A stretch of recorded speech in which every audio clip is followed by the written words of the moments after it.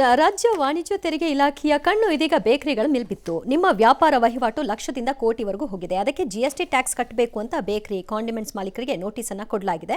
ಇತ್ತೀಚಿನ ಜಾಗತಿಕ ಜೀವನದಲ್ಲಿ ಎಲ್ಲರೂ ಕೂಡ ಡಿಜಿಟಲೈಸ್ಡ್ ಆಗಿದ್ದಾರೆ. ಏನೇ ತಗೊಂಡ್ರೂ ಕೂಡ ಆನ್ಲೈನ್ ಪೇಮೆಂಟ್ ಮಾಡ್ತಾರೆ. ಹೀಗಾಗಿ ವ್ಯವಹಾರ ಗಮನಿಸಿರುವಂತಹ ರಾಜ್ಯ ವಾಣಿಜ್ಯ ತೆರಿಗೆ ಇಲಾಖೆ 60 ಲಕ್ಷದವರೆಗೆ ಟ್ಯಾಕ್ಸ್ ಕಟ್ಟುವಂತೆ ನೋಟಿಸ್ ಅನ್ನು ಕೊಟ್ಟಿದೆ.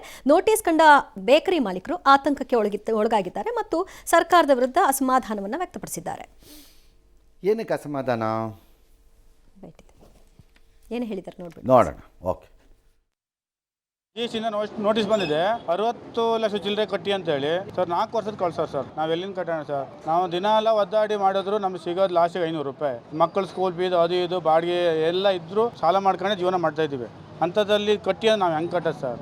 ಸರ್, ಇದು 1 ವಾರದ ಹಿಂದೆ ನಮಗೆ ಟ್ಯಾಕ್ಸ್ ಕಟ್ಟಬೇಕು ಅಂತ ಕಮರ್ಷಿಯಲ್ ಟ್ಯಾಕ್ಸ್ ಅವರು ನೋಟಿಸ್ ಕೊಟ್ಟಿದ್ದಾರೆ ಸರ್. 33 ಲಕ್ಷ ಕಟ್ಟಬೇಕು ಅಂತ ಬಂದಿದೆ. ನನ್ನ ಬ್ರದರ್ದು ಕಾಂಡಿಮೆಂಟ್ಸ್ ಇದೆ, ಟೀ ಕಾಫಿ ಹಾಲು ಸಣ್ಣ ಉದ್ಯಮ ಮಾಡುವಂತ ಒಂದು ಅಂಗಡಿ. ಇದಕ್ಕೆ 33 ಲಕ್ಷ ಕಟ್ಟಬೇಕು ಅಂತ ಟ್ಯಾಕ್ಸ್ ಕೊಟ್ಟಿದ್ದಾರೆ. ನಮ್ದು ಬೇಕರಿ ಇರೋದೇ 3 ಲಕ್ಷದ ಬೇಕರಿ. ಇದು ಕಟ್ಟಲೇಬೇಕಂತ ಹೇಳಿದ್ರೆ ಇಡೀ ಫ್ಯಾಮಿಲಿ ನೇಣು ಹಾಕೋಬೇಕು.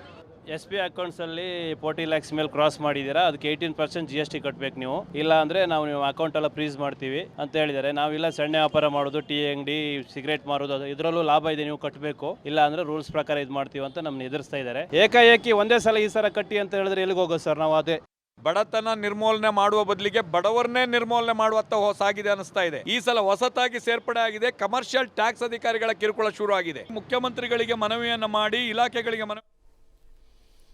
ಯಾರು ಅವರು ಕಾರ್ಮಿಕ ಪರಿಷತ್ನವ್ರು ಸುಮ್ಮನೆ ಬುರುಡೆ ಬಿಡ್ತಾ ಇದ್ದೀರಿ ನಿಂತ್ಕೊಂಡು? ಇದು ಹೊಸದಾ ಸರ್? ನೀವೇನು ಮಣ್ಣು ತಿಂತಾ ಇದ್ರೇನ್ರಿ? ಕಾರ್ಮಿಕ ಪರಿಷತ್ ಅಂತೆ. ಇವ್ರನ್ನೆಲ್ಲ ಗೈಡ್ ಮಾಡೋಕ್ಕಾಗಲಿಲ್ಲ ನಿಮಗೆ? ಎಷ್ಟು ಸಮಾವೇಶ ಇದು ಮೀಟಿಂಗ್ಗಳು ಅಥವಾ ಅವ್ರಿಗೆ ಅಧ್ಯಯನ ಪೂರ್ವಕದ ಶಿಬಿರಗಳು ನಡೆಸಿದ್ದೀರಿ ನೀವು ಪರಿಷತ್ತಿನವರು. ಅಧ್ಯಕ್ಷ ಅನ್ಕೊಂಡು ಬೋರ್ಡ್ ಹಾಕೊಂಬಂದಿದ್ದೀರಲ್ಲ. ಈಗ ಹೊಸದಾಗಿ ಸೇರ್ಪಡೆ ಆಗಿದೆ ಅಂತೇಳಿ ಬರೀ ರಾಜಕಾರಣಿ ಥರ ಭಾಷಣ ಬಿಗಿಯೋಕ್ಕೆ ಜ್ಞಾನ ಬೇಡವಾ ನಿಮಗೆ? ಪರವಾಗಿಲ್ಲ. ಸಿ, ದೆರ್ ಆರ್ ಸಮ್ ಲೆಕುನಾಸ್ ಇದರಲ್ಲಿ ಒಪ್ಕೊಳ್ಳೋಣ ಬೇಕಾರೆ. ನೀವು ಬಂದು ಪೊಲಿಟಿಕಲ್ ಲೀಡರ್ ಥರ ಭಾಷಣ ಬಿಗಿದ್ಬಿಟ್ರೆ ಇಲ್ಲಿ ಕೇಳಕ್ಕೆ ಬಕ್ರಾಗಳ ಎಲ್ಲರೂ. ಚೆನ್ನಾಗಿದೆ ನಿಮ್ಮದು ಈ ಲೀಡರ್ಶಿಪ್ ಆಟ ಎಲ್ಲ ಬಿಟ್ಬಿಡಿ. ಹೇಳ್ಕೊಡ್ಬೇಕಾಗಿತ್ತು ನಿಮ್ಮ ಮೆಂಬರ್ಗಳಿಗೆ. ಸಿ, ಇಲ್ಲಿ ಪ್ರಾಬ್ಲಮ್ ಏನಾಗಿದೆ ಅಂತ ಹೇಳ್ತೀನಿ. This comes under the food ಐಟಮ್ಸಲ್ಲಿ. ಓಕೆ, ಇದಕ್ಕೆ ಒಂದು ಟ್ಯಾಕ್ಸು ಫಿಕ್ಸ್ ಆಗಿದೆ, 18% ಇದೆ. ಇದರಲ್ಲಿ ಇವರೆಲ್ಲ ಕಂಪೋಸಿಟಲ್ಲಿ ಇದ್ದರೆ ಒಂದು ಬೇಸಿಕ್ ಅಮೌಂಟನ್ನು ಮಾಡೋವರೆಗೂ ಇವ್ರಿಗೇನೋ ಬರಲ್ಲ ಅಷ್ಟೇ. ಆಮೇಲೆ ಬರುತ್ತೆ, ಅದು ಕ್ರಾಸ್ ಆಗಿದ್ರೆ. ಹಾಂ. ಎರಡನೇದು, ನೀವು ಸುಲಭ ಆಗಲಿ ಬಿಸ್ನೆಸ್ಸು ಅಂತ ಪೇಟಿಎಮ್ದಲ್ಲೋ ಅಥವಾ ಯಾವುದೋ ಫೋನ್ಪೇನಲ್ಲೋ ಯಾವುದೋ ಯು ಪಿ ಐ ಯೂಸ್ ಮಾಡಿಬಿಟ್ಟು ತೊಗೊಂಡ್ಬಿಟ್ಟಿರ್ತೀರಿ. ಎವ್ರಿಥಿಂಗ್ ಈಸ್ ರೆಕಾರ್ಡೆಡ್ ಇದರಲ್ಲಿ, ನಿಮ್ಮದು ವ್ಯವಹಾರ ಎಷ್ಟು ಅಂತ. ಹೌದು. ಬಟ್ ಇದು ಸೇವಿಂಗ್ಸ್ ಅಕೌಂಟ್ ಇಟ್ಕೊಂಡಿರ್ತಾರೆ ಅವ್ರದ್ದು. ಯಾವ ಅಕೌಂಟಾರು ಇಟ್ಕೊಳ್ಳಿ, ನಿಮ್ಮ ಅಕೌಂಟ್ ಒಳಗೆ ದುಡ್ಡು ಬಂತೋ ಇಲ್ವೋ? ಬಂದಿರುತ್ತೆ. ಅದು ಏನಕ್ಕೆ ಬಂತು? ಏನಕ್ಕೆ ಬಂತ ದುಡ್ಡು? ಹಾಗಾಗಿ ಅಲ್ಲಿ ಒಳಗೆ ಬಂದಿರುತ್ತೆ. ಅದು ಈ 20 ಲ್ಯಾಕ್ಸ್ ಇದನ್ನೆಲ್ಲ ಕ್ರಾಸ್ ಮಾಡಿರುತ್ತೆ. ಇವ್ರೀಗ 21ರದ್ದು 22ರದ್ದು ಎಲ್ಲ ತೊಗೊಂಬಂದು ಈಗ ಹಾಕ್ತಾ ಇದ್ದಾರೆ.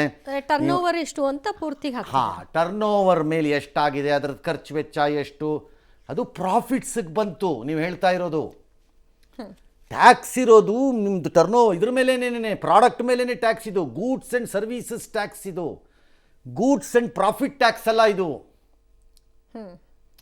Goods and services. ನೀವು 100 ಗ್ರಾಮ್ ರಸ್ಕ್ ಬಿಸ್ಕೆಟನ್ನು ಮಾರಿದರೆ ಅದಕ್ಕೆ 20 ರೂಪಾಯಿ ಇದ್ದರೆ 20 ರೂಪಾಯಿ ಮೇಲೆ ಟ್ಯಾಕ್ಸ್ ಹಾಕಿರ್ಬೇಕು ನೀವು.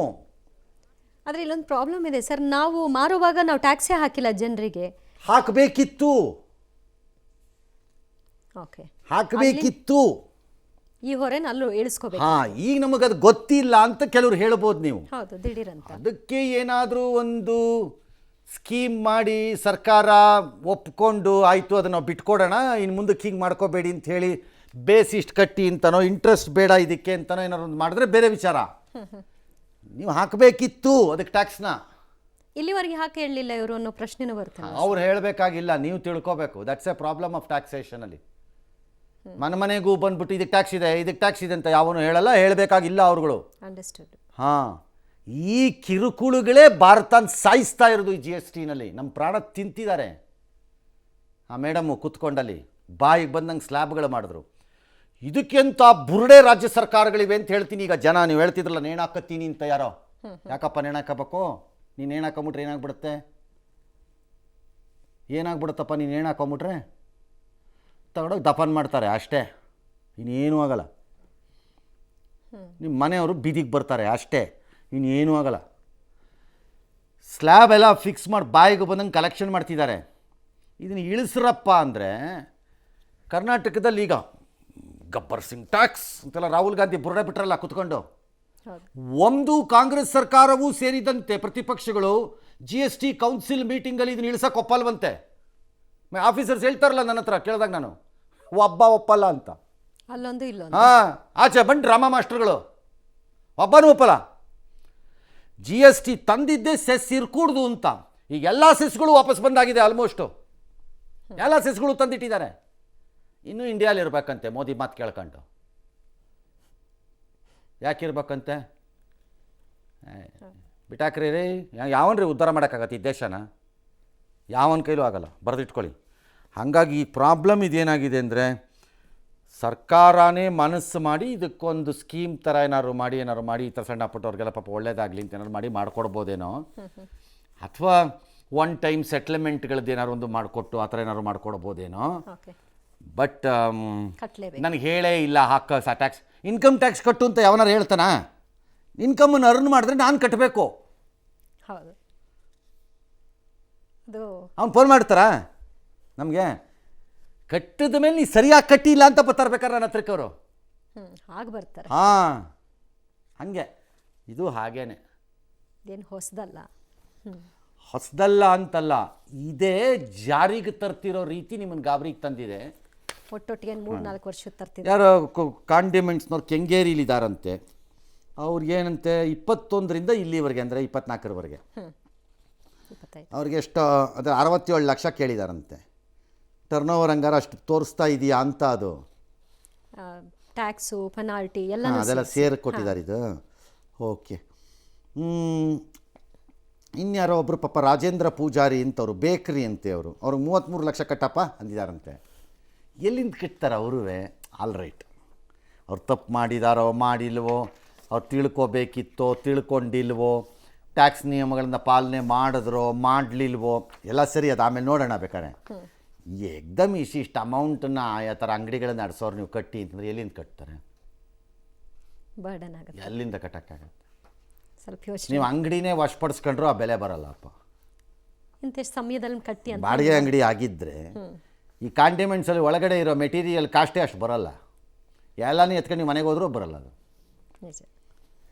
ಜನಕ್ಕೇನು ಕೋಪ ಅಂದರೆ ಯಾವುದೇ ಗ್ಯಾರಂಟಿ ಇಲ್ಲದೆ ಮಲ್ಲಿಂಗ್ ಕಾಸು ಕೊಡ್ತೀರಿ, ನಮ್ಮ ಪ್ರಾಣ ತಿಂತೀರಿ ಅಂತ. ಎಷ್ಟೋ ಕಡೆ ಇನ್ಯಾರೋ ಹರೀಶ್ ಅಂತ ರಾಜಾಜಿನಗರದವ್ರು ಅವ್ರಿಗೊಂದು 30 ಲಕ್ಷ ಕೊಡಿ ಅಂತ ಕೇಳಿದಾರಂತೆ. ಅವರ ಸಹಕಾರ ನಗರದಲ್ಲಿ ಕಾಂಡಿಮೆಂಟ್ಸ್ ಅಂತೆ 4 ವರ್ಷದಿಂದ ನಿಮಗೆ ಕೋಟಿ ಆದಾಯ ಬಂದಿದೆ. ಅವನು ಬುರ್ಡೆ, ಅವನು ಯಾವನೋ ಟ್ಯಾಕ್ಸ್ ಆಫೀಸರು, ಕಳ್ಳ ಅವನು ಹೆಂಗಾರೆ ನನ್ನ ಪ್ರಕಾರ. ಇನ್ನೇನು ಹೇಳಿ, ಕಳ್ಳ ಅಂದರೆ ರೆಗ್ಯುಲರ್ ಕಳ್ಳ ಅಲ್ಲ, ಈ ಥರ ಸುಳ್ಳು ಹೇಳೋದು. ಯಾಕೆ ರೈ ಕೋಟಿ ಆದಾಯ ಬರೋಕ್ಕಾಗತ್ತೇನು ರೀ ಹೇಳ್ರಿ ಯಾವನಾರು ಕಾಂಡಿಮೆಂಟ್ಸಲ್ಲಿ? ನೀವು ಪ್ರೂವ್ ಮಾಡಿಬಿಡಪ್ಪ, ಈ ಕಾಂಡಿಮೆಂಟ್ಸ್ನವ್ರಿಗೆ ಕೋಟಿ ಆದಾಯ ಬಂದಿದೆ ಅಂತ. ಅವ್ನು ಯಾರು ಟ್ಯಾಕ್ಸ್ ಆಫೀಸರ್? ಅವನು ಬುರ್ಡೆ. ನಾನು TV ಬಂದ್ ಮಾಡಿ ನಾನು ಕಾಂಡಿಮೆಂಟ್ಸ್ ಮಾಡೋದೆ ಹಾಳಾಗೋಲಿ ಅಂತ ಕಡೆಗೆ. ಖರ್ಚು ವೆಚ್ಚನೆಲ್ಲ ಬೇಡ ಇದ್ರ ಸವಾಸ ಯಾವನಿಗೆ ಬೇಕಿದೆ? ಬೆಳಗ್ಗೆ ಆದ ತಕ್ಷಣ ಸಿದ್ದರಾಮಯ್ಯ, ಮಧ್ಯ ಆದ ತಕ್ಷಣ DK ಶಿವಕುಮಾರ್, ರಾತ್ರಿ ಆದ ತಕ್ಷಣ ಮೋದಿ. ಯಾವನಿಗೆ ಬೇಕಿದೆ ಈ ಸವಾಸ? ಇದು ಕಾಂಡಿಮೆಂಟ್ಸೇ ಬೆಸ್ಟ್. ಕೋಟಿ ಬರುತ್ತೆ. ಹಾಂ, ಬರೋದೇ ಆದರೆ ತೋರ್ಸಪ್ಪ ಎಲ್ಲಿಂದ ಬರುತ್ತೆ? ಕೋಟಿ ಆದಾಯ. ವಹಿವಾಟು ಬೇರೆ, ಆದಾಯ ಬೇರೆ.